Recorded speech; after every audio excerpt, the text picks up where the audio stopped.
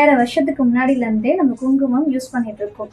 குங்குமம் அப்படிங்கிறது மஞ்சளை பொடியாக்கி அதை உலர்த்தி அதில் சுண்ணாம்பு சேர்த்து கொண்டு வரது தான் அந்த சிவப்பு நிற குங்குமம்.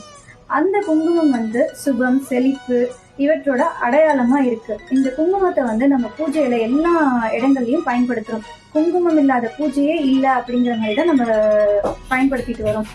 எல்லா பூஜையிலையும் முக்கியமாக கருதப்படுறது இந்த குங்குமம் தான். அந்த குங்குமத்தை அழகா மரத்தால் செய்யப்பட்ட ஒரு குங்கும சிமிழில் நம்ம வைக்கிறதுங்கிறது நம்ம பாரம்பரியம். மரம் புனிதத்தோட அடையாளம்னு சொல்கிறாங்க.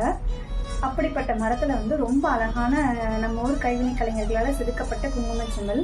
இந்த குங்கும சிமிழோட ஸ்பெஷல் என்ன அப்படின்னா, இந்த மாதிரி ஸ்க்ரூ டைப்பில் இருக்குது.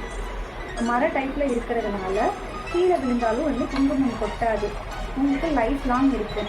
இந்த மாதிரி மரத்தால் செஞ்ச குங்கும சிமிழை நம்ம அடுத்த ஜென்ரேஷனுக்கும் உபயோகப்படுத்திக்கலாம். இதில் நம்மக்கிட்ட நிறைய மாடல்ஸ் இருக்குது. இதில் ரோஸ் வுட்டு, ஒயிட் வுட்டு அப்படின்னு சொல்லிட்டு நம்மக்கிட்ட 2 வித மரத்துலேயும் இருக்குது. இந்த மாதிரி குங்கும சிமிழ் வேணும்னு நினச்சிங்கன்னா ஸ்க்ரீனில் தெரியுற வாட்ஸ்அப் நம்பர் மூலமாக நீங்கள் காண்டாக்ட் பண்ணி ஆர்டர் ப்ளேஸ் பண்ணிக்கலாம். இந்த மாதிரி நிறைய மாடல்ஸ் பார்க்கறதுக்கு, நிறைய பொருட்கள் பார்க்கறதுக்கு நம்ம ஷாப்பை எக்ஸ்ப்ளோர் பண்ணி பாருங்கள். தேங்க்யூ.